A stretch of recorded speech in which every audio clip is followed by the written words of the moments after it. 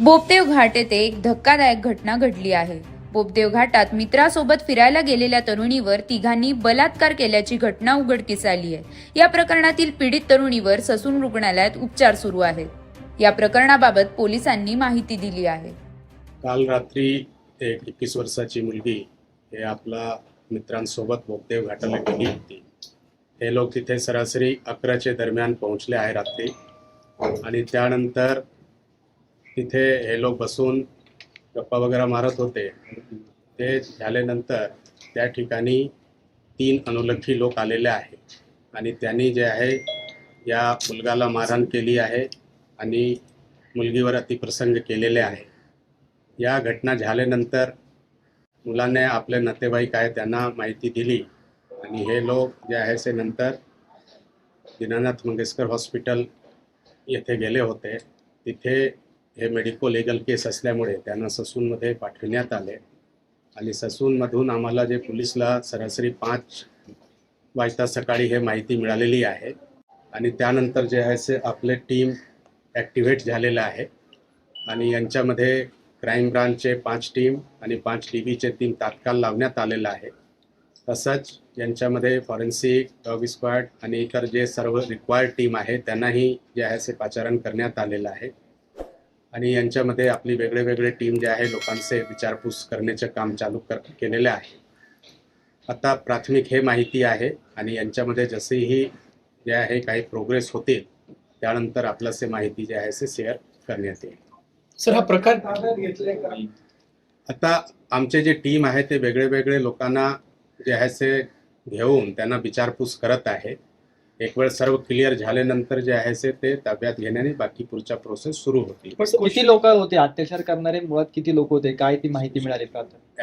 FIR मध्ये जे माहिती आलेली आहे त्यामध्ये 3 मुले होते, त्यांनी हे अतिप्रसंग केलेले आहे. सर, जी पीडित आहेत ती नेमकी कुठली होती, म्हणजे पुण्यातलीच आहेत का, बाहेरचे आहेत, कॉलेजचे आहेत? ते आता मुलगी जे आहे ते बाहेरची आहे आणि याबद्दल जास्त माहिती शेअर करता येत नाही कारण ते आपल्याला नवीन कायद्यामुळे जे आहे ते मुलीचे जे आहे आयडेंटिटी जे आहे ते जास्त डिस्क्लोज करता येत नाही.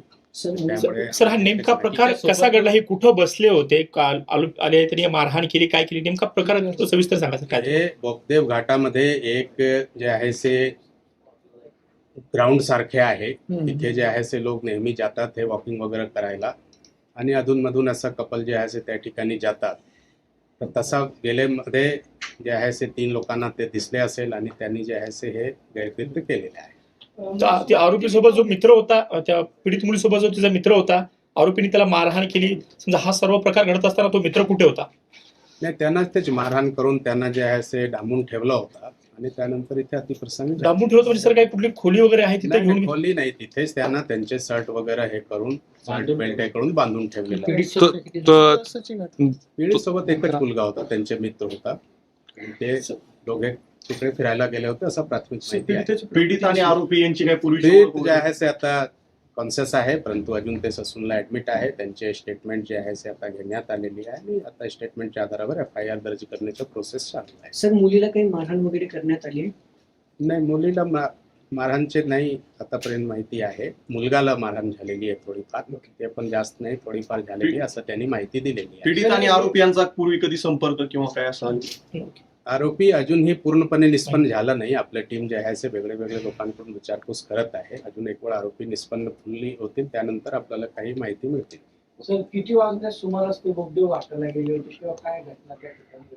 हे लोक सरासरी 11च्या सुमारास तिकडे पोहोचले आहे आणि 1 तासानंतर हे 3 मुले आले आणि त्यानंतर हे घटना घडलेली आहे. ओके. तिथेच म्हणजे त्याच टेकडी आहे, पूर्ण तर टेकडी मोठी टेकडी आहे, तर त्याच्यामध्येच एक ठिकाणी झालेलं आहे. सर, तिथं आपले पोलीस चौकी स्टेशन सारखं आहे. पोलीस मदत केंद्र बनवले गेले आहे. तिथे आपले लोक जाऊन वेळोवेळी व्हिजिट करतात. म्हणजे प्रत्येक वेळी तिथे लोक राहत नाही परंतु वेळोवेळी जाऊन व्हिजिट करतात आणि तिथे जे काही म्हणजे हे पेट्रोलिंगचे आहे प्रकार ते करतात. सर, वय किती आहे पीडितांचं आणि आरोपींचं? आरोपी अजूनही निष्पन्न झाला नाही. पीडिताचे वय जे आहे 21 वर्षाची आहे. पीडित सोबत जो मुलगा होता त्याच्याकडे काय चौकशी केली आपण? त्यांच्या कॉन्टॅक्ट मधले ते मुलं आहेत असं काय? नाही, आतापर्यंत ते माहिती निष्पन्न झाली नाही. मित्रमैत्रिणी कॉलेजचे होते काय? त्यांचं बॅकग्राऊंड काय होतं? नाही, आता ते शिकणारे मुले आहेत. ओके. दोन्ही मुलगी आणि त्यांच्या सोबतचे जे त्यांचे मित्र आहेत ते दोन्ही शिकणारे मुले आहेत. सर, हा सामूहिक बलात्काराचा प्रकार आहे. आरोपीने तिघांनी पण त्या पीडित मुलीवर रेप केला. आतापर्यंत जे माहिती आहे ते तिघांनी केले.